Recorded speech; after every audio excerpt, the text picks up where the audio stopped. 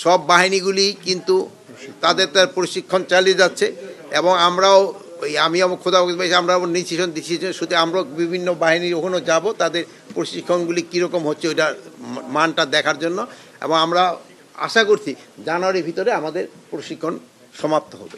শুধু সুস্থ না, ক্রেডিবল একটা নির্বাচন, উৎসব মুখর একটা নির্বাচন, এটার জন্য যত ধরনের প্রস্তুতি দরকার সব কিছুই নিচ্ছে। বাট সব কিছুর প্রস্তুতির জন্যই কিন্তু একটা প্রশিক্ষণ দরকার পড়ে।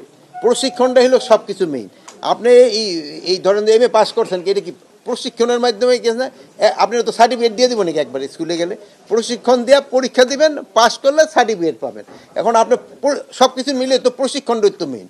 যেমন এই ছোটোকালে যেসব মার থেকে ভাত পাক শিখছেন, ওই মার কাছে বসে রয়েছেন তরকারি পাক শিখছেন, ওইরকম তো প্রশিক্ষণ। এটা সব করে কিন্তু একটা প্রশিক্ষণ। প্রশিক্ষণ কিন্তু একটা ছোট্ট একটা জিনিস না, একটা শব্দ না, এটা একটা বিরাট বড় একটা এরিয়া। বডি ক্যামেরা ইলেকশনের সময় থাকবে।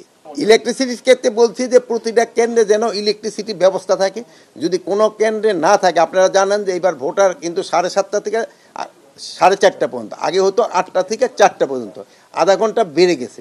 আর এই সময় তোদের সূর্যের আলো পরেও কিন্তু আমাদের ভোট গণনা তো করতে হবে।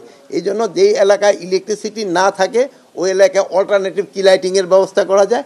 আর যেখানে ইলেকট্রিসিটি থাকে ওই ইলেকট্রিসিটি এনশিওর করতে হবে যেন ইলেকট্রিসিটি ওই সময় থাকে। রংপুরে যে আমাদের এই একজন হলো আছে পুলিশে আর একজন আছে র্যাবে, তাদের এই মা এবং ফাদারকে হত্যা করা হয়েছে। এই জন্য আমরা অলরেডি ইনস্ট্রাকশন দিয়েছি যেভাবে হোক তাদের যারা করছে তাদের আইনের আওতায় নিয়ে আসার জন্য। নির্বাচনের আগে না, নির্বাচন আগে এই ধরনের ঘটনা তো ঘটছে, আমি তো অস্বীকার করি না।